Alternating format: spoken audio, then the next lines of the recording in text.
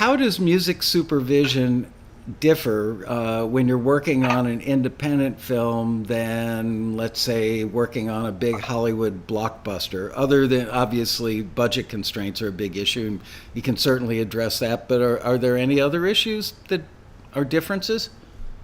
Yeah, I mean, you and I could talk for an hour and a half just about this. Right. But I will say one thing that I've noticed in the last 10 years of doing this, there's definitely been sort of a convergence. Independent films have gotten bigger, and big budget films have sort of gotten smaller because you can do a lot more with a dollar than you used to be able to. But coming at your question from a more general point of view, when you have a big budget studio production, you have a lot more cooks in the kitchen. You have a lot of producers. You have the director who could have final cut, who might not. You have actors who have their own opinions and occasionally are also musical artists who want to be involved. And a lot of people that you have to keep happy. So that's where the diplomacy comes in. So obviously, you do have more money to work with when you're working on a bigger film, sometimes not nearly as much as one would expect. On the independent side, and I've worked on films that were shot for literally under $100,000.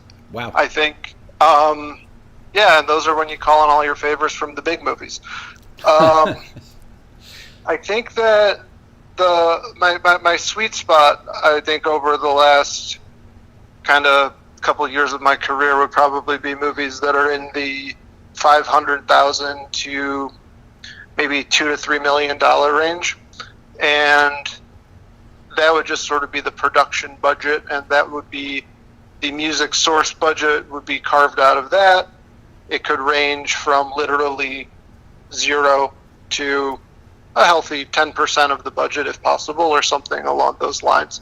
But with an independent film, I would say that since it's a smaller crew, typically you're closer to the project from the get-go. There can be a little bit more collaboration.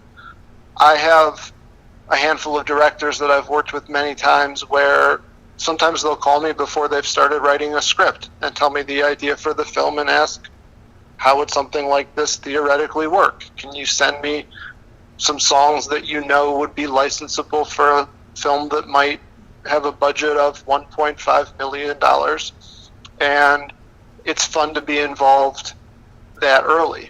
Now, the flip side is that when you're working on an independent film, sometimes you come in and you bat cleanup, because music licensing, as you know, Michael, is complicated, and there are a lot of small little things that can go wrong or be overlooked. And I have occasionally walked into a couple projects and either a producer or a other member of the crew or a director's friend, with all of the best intentions and a good head on their shoulders, did their level best to clear songs for the film, and perhaps made some mistakes or forgot to cross a couple T's or dot some I's, and then fixing those mistakes is a different type of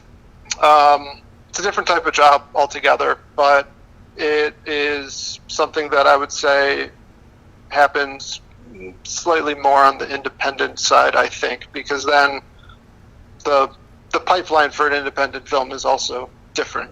Batman, which I think just started filming again, we know that's a Warner Brothers movie that'll play at theaters at some point with an asterisk in the next couple of years. An independent film is going to be made, and you don't know if it's going to be sold to a distributor. So if a film that I'm working on is sold to a distributor, they might want to put it in theaters.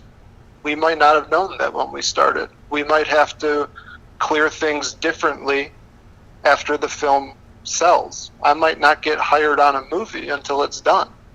So independent movies are interesting, and I would also say that there are a lot more of them than big budget productions. So there's no clear straight answer I can give you beyond all of that verbiage I just threw at you, but I think it made sense.